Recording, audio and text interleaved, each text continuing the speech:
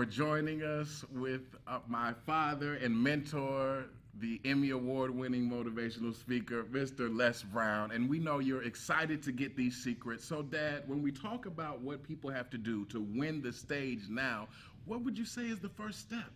The first step is the willingness to do the work. When I came into the speaking industry, it was really a very narrow good old boys network who were going around, the majority giving the same speech and regurgitating that speech for every audience.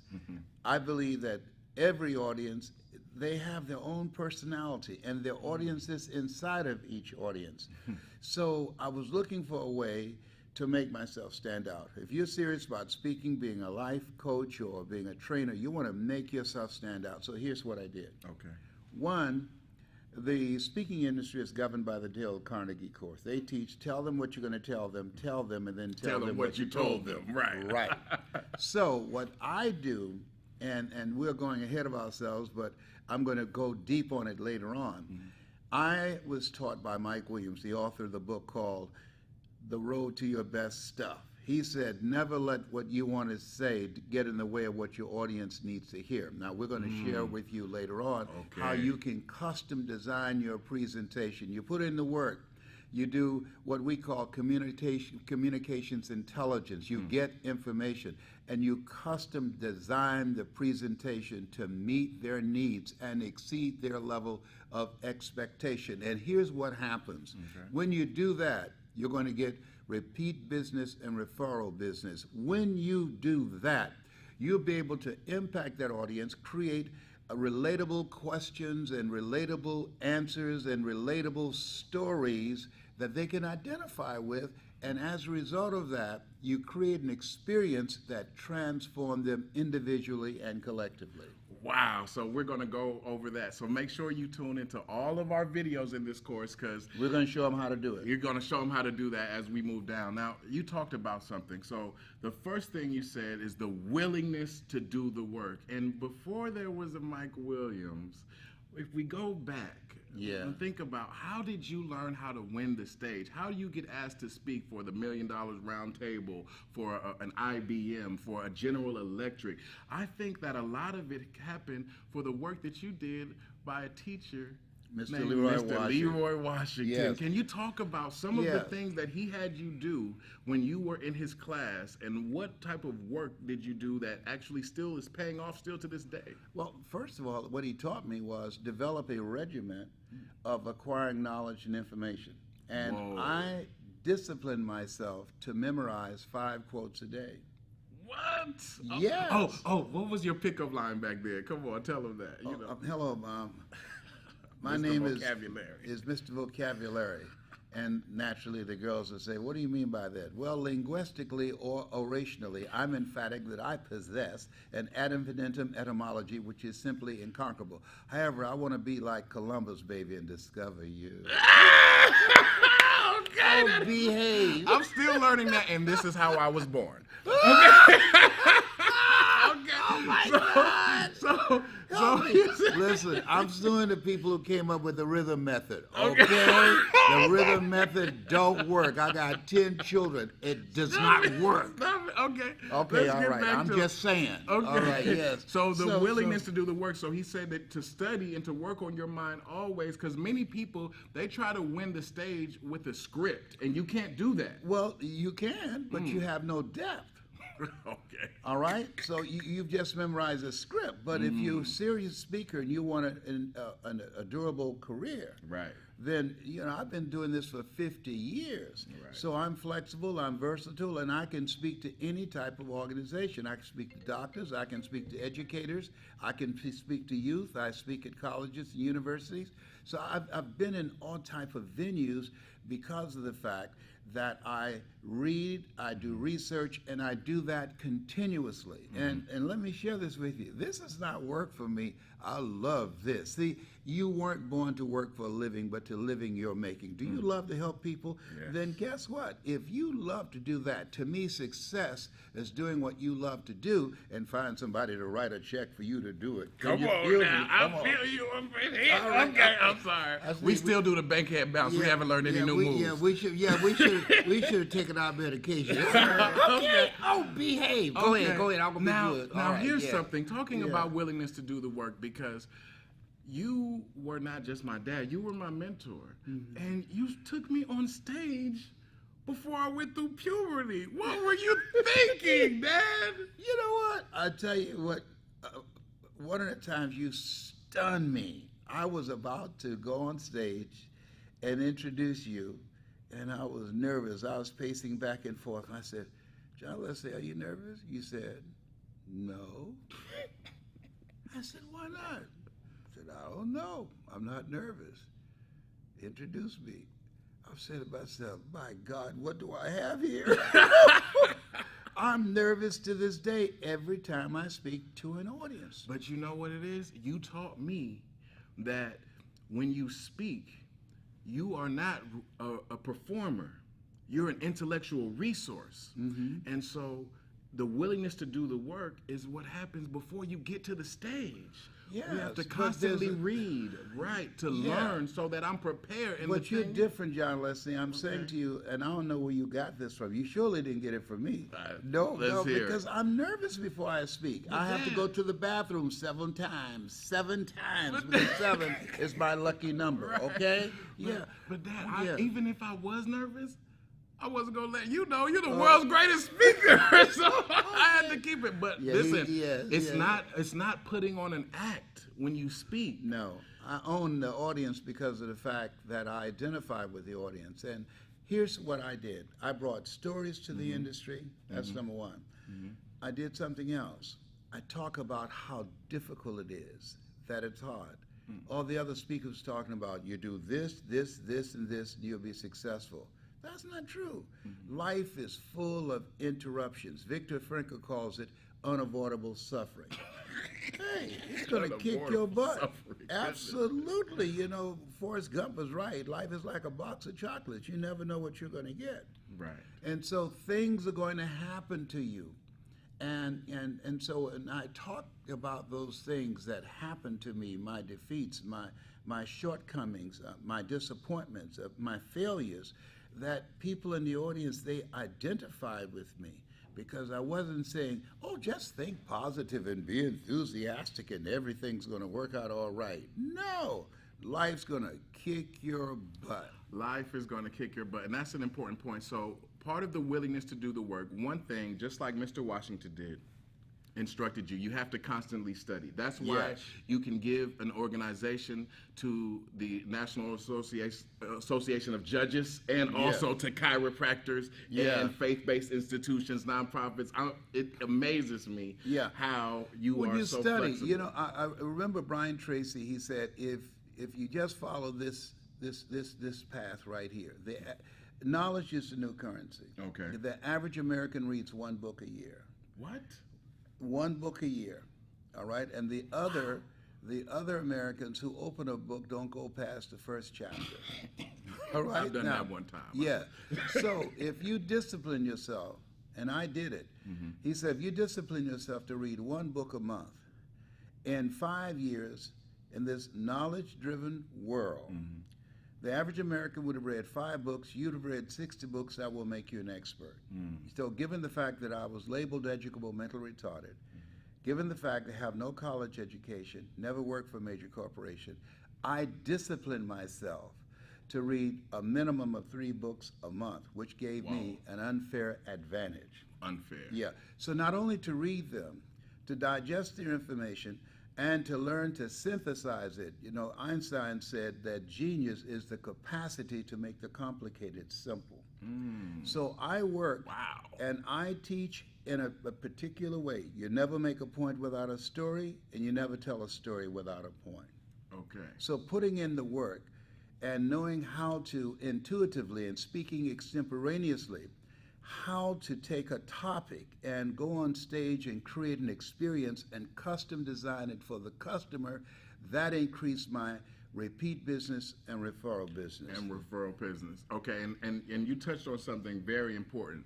And what you're talking about, in order to win the stage, you have to put in the type of time and attention towards your message and the value that your message is going to create, just like Emmy Award winning Les Brown.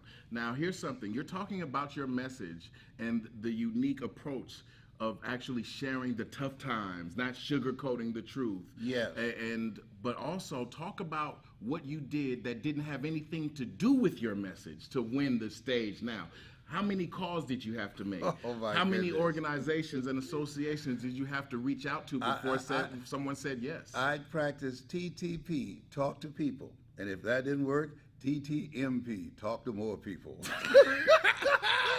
I would go to the shopping mall. I would dress up in a suit, and I practiced the 3-yard rule. If you got within 3 feet of me, I would talk to you. Hi, my name is Les Brown. Do you or someone you know need a motivational speaker? No. I'm available to you. Well, maybe you might know someone. If not, I want to give you my card. If you hear a conversation and they need a speaker that will come in and make you look good for the referral, here's my card. I'm available to you. Okay, that just reminded me. Tell them how one of our heroes, who I had the privilege of meeting, Reverend Schuler, Robert Schuler. Yes. And we had the privilege of going behind the scenes. I remember playing basketball with some of his kids in the youth ministry. But when you spoke there at the Crystal Cathedral, it was so beautiful. But tell them how you use TTMP to get a speaking engagement to take the stage now at the Crystal Cathedral with Robert Schuler, with Reverend Robert Schuler. I saw Dr. Norman Vincent Peale on his program. Okay. And I said, you know what? The Hour of Power, I'm going to be on that show. So I practiced these words. Thou shalt decree a thing, and it shall be established unto you. Call forth those things that be not as though they were. So everywhere I I would meet somebody. Hi, my name is Les Brown. What's your name? Oh, my name is Joe. Oh, Joe, I'm going to be on the Robert Schuler show. Is that right? When? Well, I'm not sure. Do you know anybody who knows Robert Schuler? So I did that for 5 years. 5 years? 5 years. No. Every day. They must have thought you were crazy. Yes. Until they saw you on the air. That's right. So I was on Southwest Airlines flying from Detroit to Chicago. 5 people on the plane. And I sat next to a guy, and I said, hey, how are you doing? His last name was Jones. And he said, great. I said, I'm going to be on the Robert Schuler show. He said, you are? I said, yes. He said, when? I said, I'm not sure yet. I said, do you know Robert Schuler? He said, no. But the guy I work for, Robert Johnson, of Johnson Products, he knows Robert Schuler, and he gave him $1 million contribution. I said, is that right? He said, yes. He said, what do you speak? What do you do? I said, I'm a speaker. He said, oh my God. He said, you didn't answer to a prayer. I said, what do you mean? He said, we have an event tomorrow. He said, are you good? I said, yes. He said, our speaker canceled. Whoa. And Mr. Schuler told me Mr. Johnson told me to find him a speaker. I said, I'm your man. Come on, man. I came to the event and I spoke. I asked them what their theme was. I incorporated it. They gave me a standing ovation. Mr. Johnson ran to the podium. He said, wow. He said, man, you are good. He said, what is your name? I said, my name is Les Brown. I said, I'm going to be on the Robert Schuler show. He said, when? I said, I'm not sure. Do you know him? He said, yes, I know him. I gave him $1 million. I said, would you help me get on the show? He said, yes. 3 days later, I get a call. I was in Riverfront Apartments in Detroit, Michigan. Hello? I said, hi. He said, this is Robert Schuler. I want to speak to Les Brown. I said, no, it's not. He said, yes, it is. I said, hold a minute. I got to go to the bathroom. I said, but it's number 1. It's number 1. It's like TMI. Yeah, okay. But I'm just saying, all right? Okay. And so Didn't want him to hang up. Right. So He invited me to the show. I did the interview, and it was very successful. And I was interviewed by him and by his son several other times. Okay, now this is a perfect example of why you signed up for this course. You want to know how to win the stage now. But notice what my dad said, okay? He used what? What is it? TTP. And if that doesn't work, TTMP. Yeah, talk to people. If that doesn't work, TTMP, talk to more people. Yes. Sometimes people think they can go in their room, work on their message in front of a mirror, and they don't know how to network, to build relationships, to really get on that stage now. But here's what he did. And first of all, that doesn't work, because if you're looking in the mirror, you're looking with untrained eyes. Oh, stop it now, Siren. Save that for the next video. Okay, yes, all right. Okay. In the next video, we got to share them. How do you start making money with your message? Okay, we can talk about that. And in order to do that, you can't look in the mirror at untrained eyes, because you're not about to write you a paycheck for your speech. You know, I was in Barbados. Guy said, "Man, I'm real good." I said, "Is that right?"